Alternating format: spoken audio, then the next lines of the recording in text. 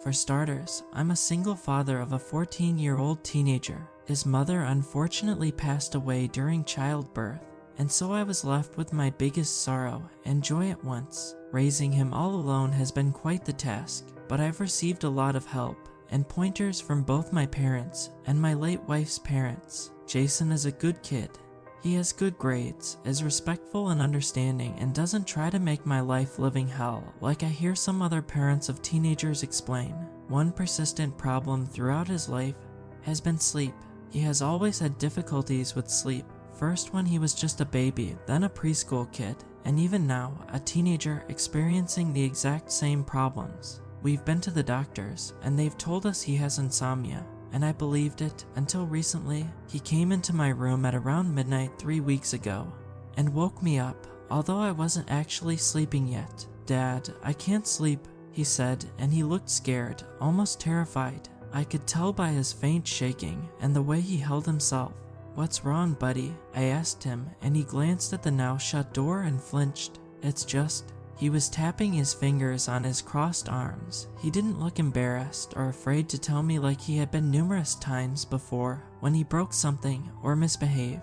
This time he looked almost confused, unable to formulate the words. "There's always a dark figure in my room, just watching me while I sleep.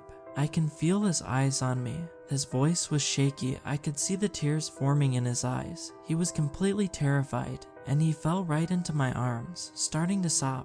Now, normally any parent would just believe it to be a bad dream, but I thought of the worst, that there's an intruder. After he calmed down enough, I told him that I'd go look in his room and check. So like in horror movie fashion, I picked up a large kitchen knife and tiptoed all throughout the apartment, seeing if there were any intruders or evidence of a break-in, and in the end I found nothing. Weirdly though, his closet door was cracked open. As I was walking back to my bedroom, I heard him scream my name, and I ran inside with my knife at the ready. He was here. Jason was pointing with his finger to the darkest corner of the room, sobbing uncontrollably. In the end, I found no one and nothing, and he slept with me that night. This thing kept occurring every other day, where Jason would come to my room and just shake. And every single time he'd say that this dark thing is stalking him, getting closer each night. By the end of the week, he'd just sneak into my bed by himself, without waking me, and I'd find him there in the morning. 2 weeks ago, I ordered a cheap set of simple security cameras, and put them up around the apartment while he was at school, including one in his room. Yes, I know teenager privacy matters, and I really shouldn't put cameras around the apartment, let alone his room, but I needed to get to the bottom of this thing that's happening,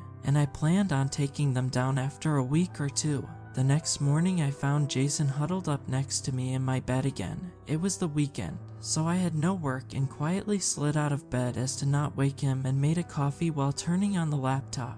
I shuffled through the cameras and the recorded footage. The quality wasn't the best, but the cameras were cheap, so what did I expect? Jason's room was mostly quiet all night, from the moment he got into bed until the moment he got out and came to my room. He didn't move once, not a single moment. I tried enhancing the footage, making it brighter to see the darkest corners of the room, but it still was too dark. When I rewatched the sped up footage for the third time, I finally noticed something. While Jason was in bed, his closet was closed, and shortly after he left, his closet cracked open just slightly. I found the exact moment it happened, around 2 minutes after he left. I slowed down the footage, and the closet opened by itself. Even I was freaked out now. I went on Amazon right away and ordered night vision cameras, which cost a small fortune. The next 2 days, I continued observing the footage. The second night, Jason never came to my room, and he never moved from his sleeping position until I woke him. His closet also remained shut on the second day. However, during the first day, after he left, it cracked open again shortly after. Once the new cameras arrived, I installed them in his room again and rewatched the footage the following morning. Jason stayed up very late that night, almost to 2 a.m., and he never went to bed in his room. He came straight to mine. This time, I watched the closet with such intensity that I thought even I could open it just by thinking about it.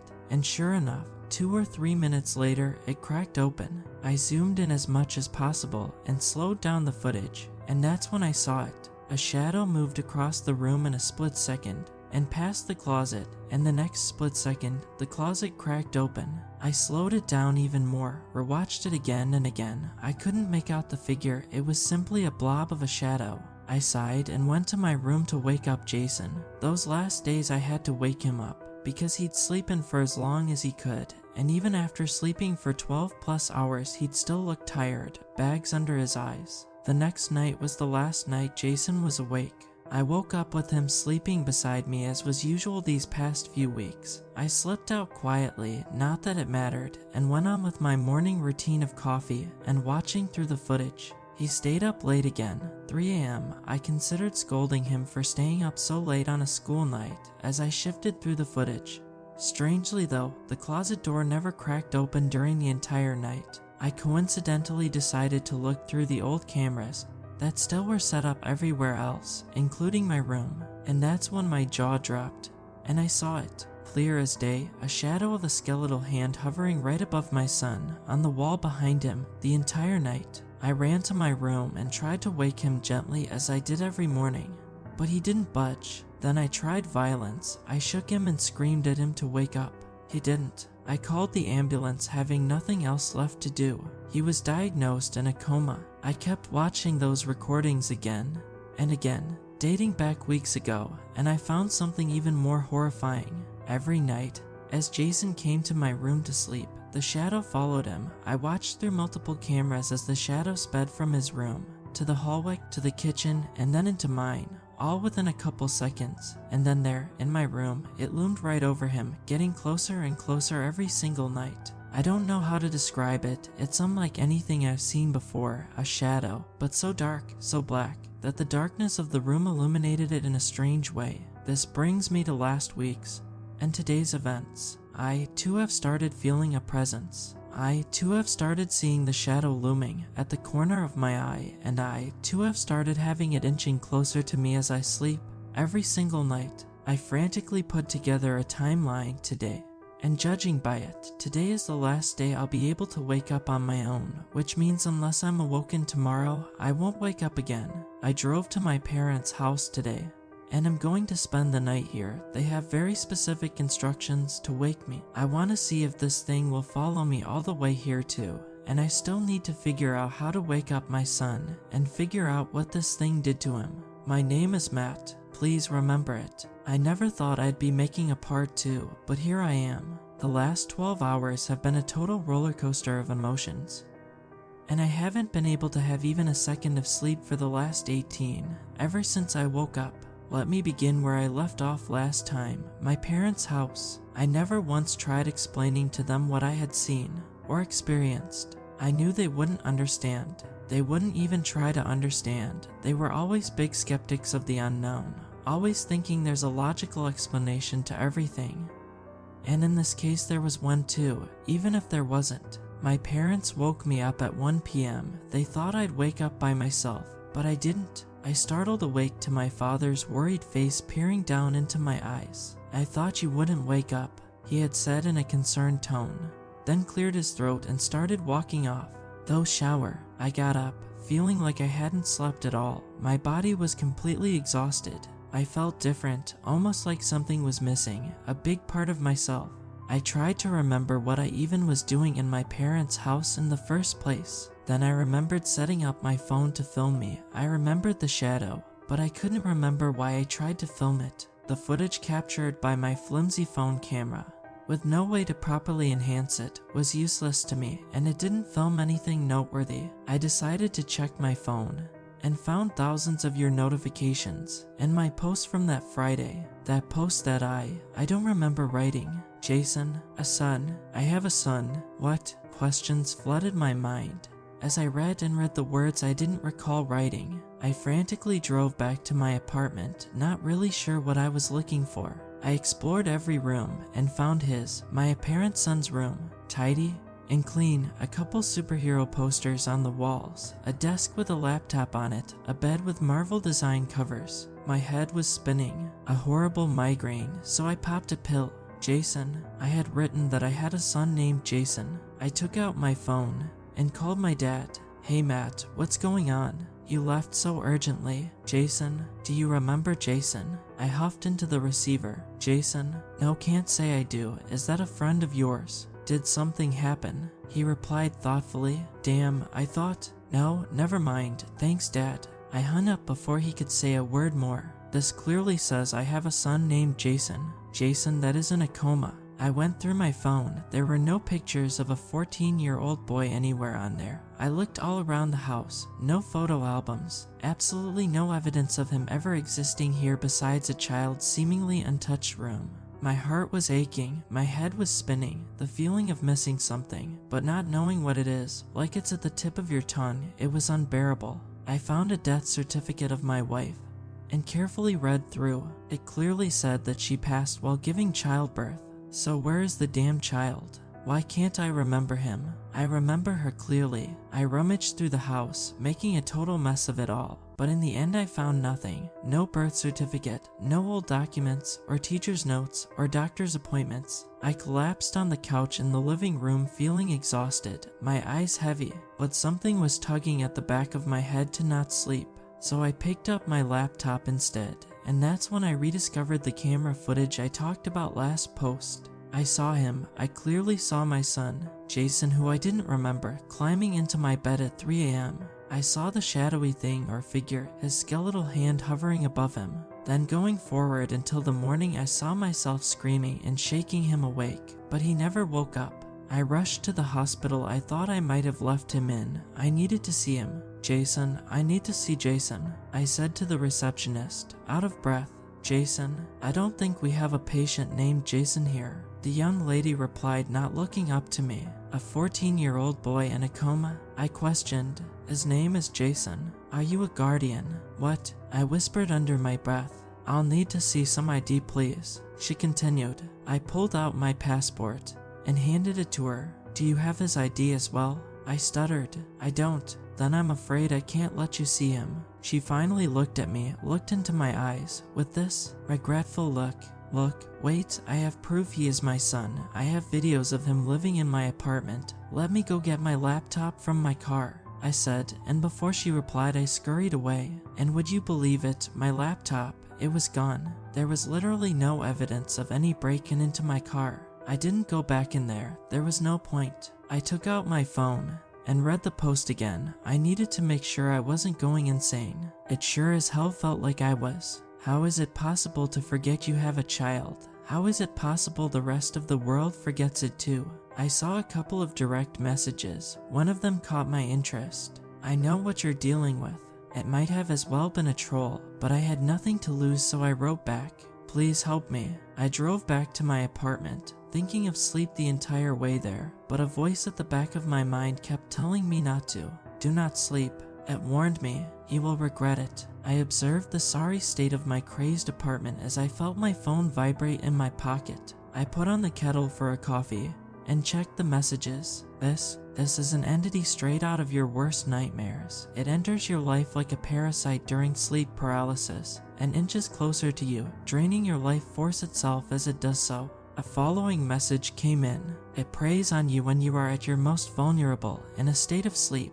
The longer it's attached to you, the more tired you will feel every night, and the more life it will drain out of you, until the usual healthy amount of sleep no longer can recharge your body. That's what happened to your son. His energy ran out. He needs more sleep than ever before to be able to wake up, and it won't let him. This thing, it can divide itself, keep its victims paralyzed, so they cannot wake up on their own, and once you're weak enough, they can't be woken up by anyone else either. It'll continue draining on him until the day he dies. This is absolutely crazy. I recall this shadow, this eerie feeling of someone constantly watching me.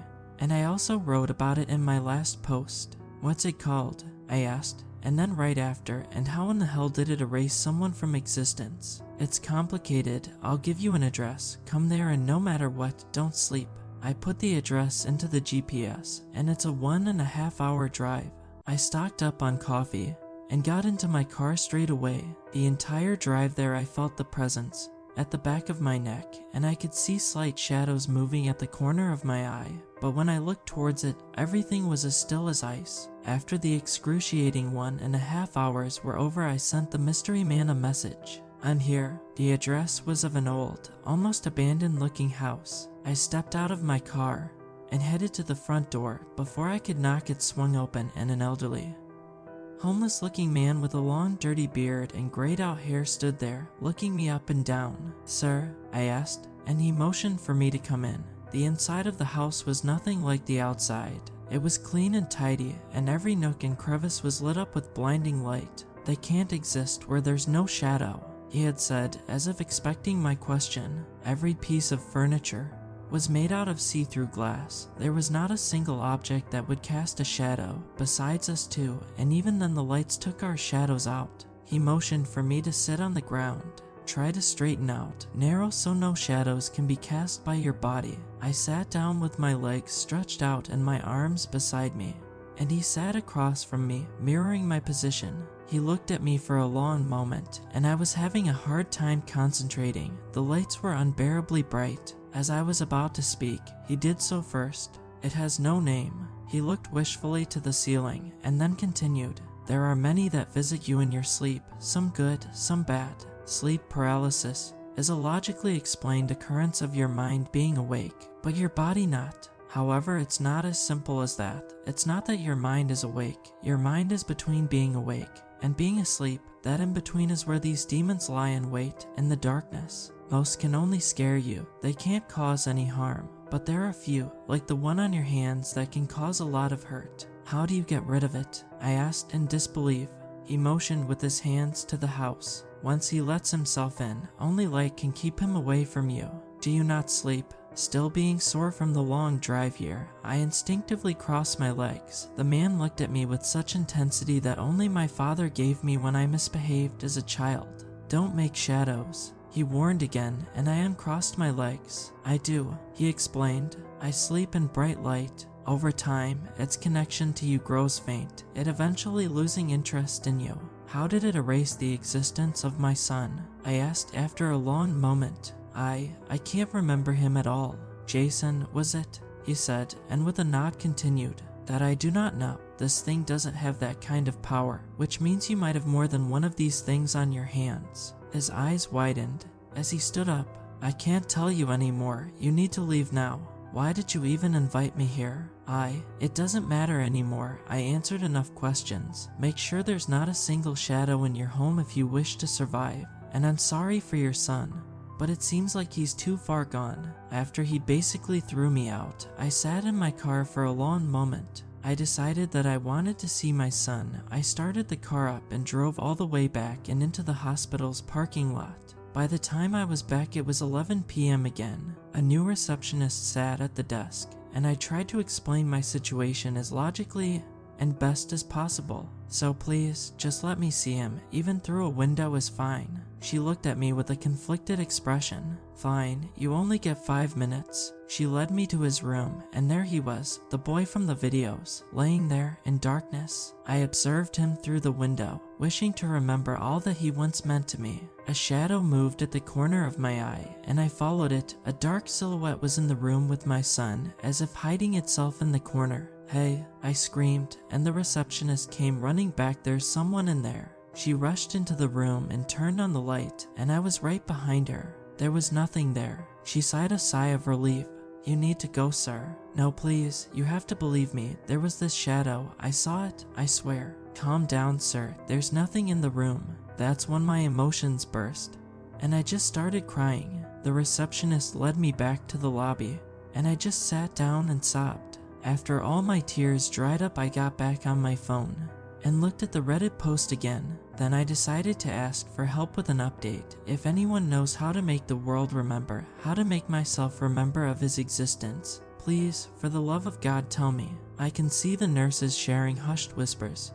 As I sit here in the lobby writing this, chances are they'll kick me out, or worse yet, lock me up. My name is Matt. If it takes me, please don't forget me like I forgot him. I just want to remember.